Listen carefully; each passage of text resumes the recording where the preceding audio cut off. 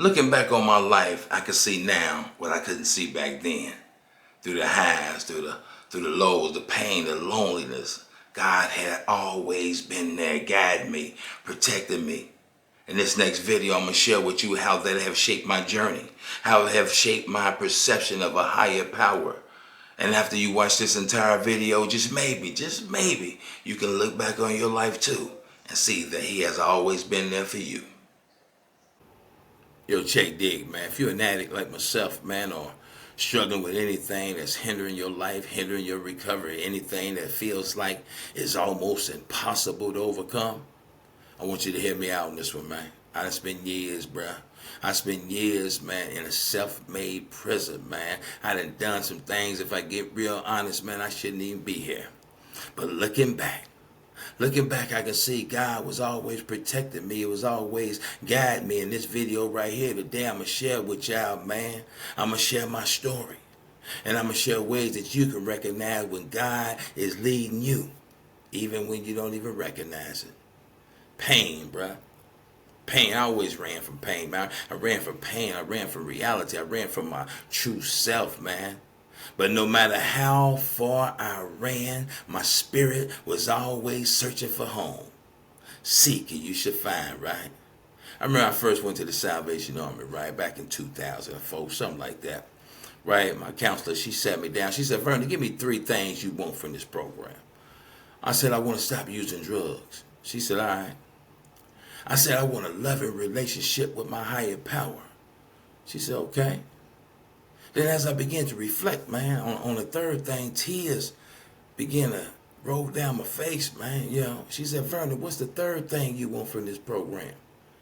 I said, I want to find out who I really am.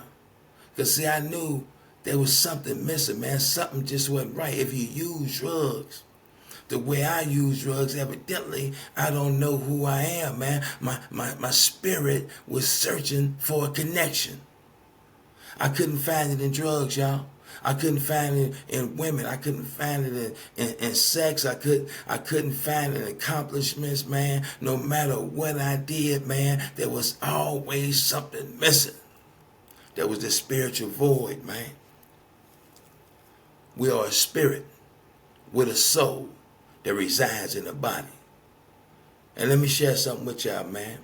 If you don't know who you are, share that again, man. When you don't know who you are, you will become obsessed, man, with people, places, and things. I'm talking about you'll become so obsessed, you'll be trying to fix, manage, and control everything around you, man, because you don't know who you are, to the point you become insane, man. You can almost go crazy trying to manage the unmanageable. I'm talking about, bruh, you end up like me, man. I end up hitting rock bottom. I came to my senses, man. You know, God wanted me to die, man. Right? He was calling me home, man. Listen, when God calling you home, you don't really always have to die a physical death, bruh. Sometimes God wants you to die a spiritual death. And y'all might say, well, Vernon, why would God want you to die? He wanted me to die so I can live. Right? Right? He wanted me to come to the end of myself, man. He was calling me home, and 4 things God will open up. I got to share this with y'all. 4 things God will open up, bruh. 4 paths he will open up when he calling you home. 1, he's going to open up a path to recovery, man. Right? Some people, man, you know, for real, some people, man, you know, the path back home, man, it is always sometimes it is not the way you like it, man. Some people get called back home through jail, man. Okay? Some people get called back home to almost near misses, almost dying, bruh, having a heart attack in a car accident, man. Then a light goes off, right? Me, man, he used another recovering addict, man. Right? I'm working for corporate America, right? And this dude, man, he was a contractor, man. He befriended me. you know, and he was real nice to me, man. And, you know, I was caught up in the grips of addiction, bro. I ain't know dude was an addict. I ain't even know I was an addict. For real, for real. If I get honest with y'all, so I was trying to use the dude, but he was an addict, see? But he didn't really know I was an addict, but he knew the behaviors, right? And something on his heart. God put something on his heart to help me, man. So anyway, long story short, this addict helped me, and he took me to the Salvation Army, man. And he left me right there. All I had was a bag, bruh.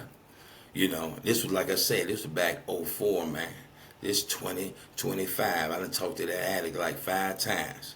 That was his mission. But when I got to the Salvation Army, bruh, that's when I met my higher power.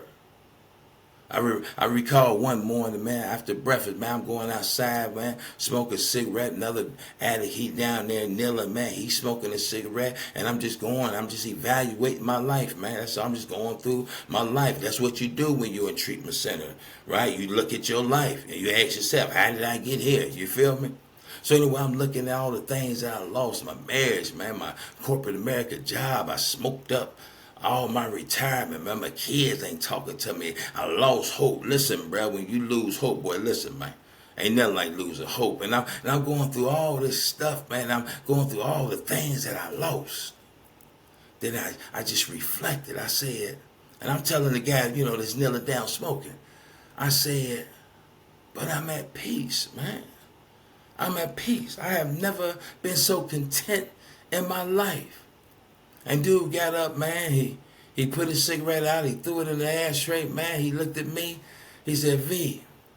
And I ain't know dude knew my name. He said, V, but you have a higher power. And dude walked away. And that day, y'all, listen, man, that day I reflect, man. I just reflect in that moment. I said, this is what I've been looking for my entire life. This is what I've been looking for. And I prayed right there, y'all. I said, God, no matter what you do in my life and do for me, and no matter how much you bless me, don't ever let me forget this one, man. Right? Don't never let me forget this is what I've been looking for. So that's the first thing God gonna open up when he calling you home, man. He gonna open up a path, right? Second thing he gonna open up your eyes. Right? Because see, when we first get to recovery, we blind, man. What I mean by that, man, we're in denial, right?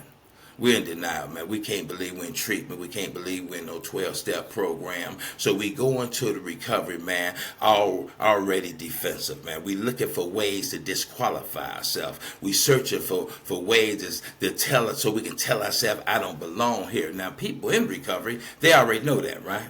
You know what I'm saying? We already know you're in denial. We already know that your spiritual eyes has not been opened. So there's only one thing we can really tell you, bruh. And that's to keep coming back. That's all we can give you, man. You can go in there, you be talking about your woman, you talk about you lost your job, and after you share all that, you got all emotional, and we say, keep coming back, bruh. We're not trying to make fun of you or nothing like that, bruh. We just know that you're blind. We know that you're still in denial, bruh. And if you keep coming back, we know something else too. We don't know when it's going to happen, but we know it's going to happen, bruh. The light going to go off. Huh? The light going to go off. One day you're going to hear something in the meeting, man.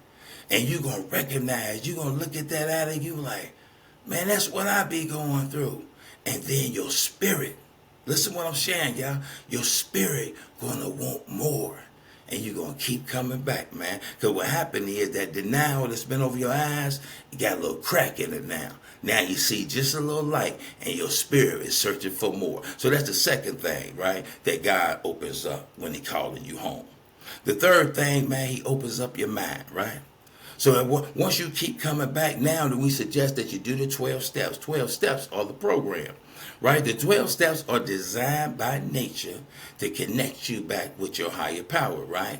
And what happened is, man, when you do the 12 steps, no matter what 12 steps program you in, man, they got some type of 12 steps and they going to ask you questions. That's all they're going to do.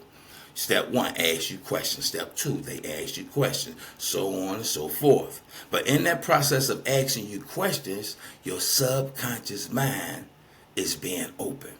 See, we do a lot of things, man, we not even conscious of, man, right? So now you begin to see yourself differently, right? You begin to open up a little bit. You begin to listen more than talk, right? You begin to forgive. You begin to see yourself differently, man. You begin to see the world differently, bruh. Now you forgiving people. Now you making amends.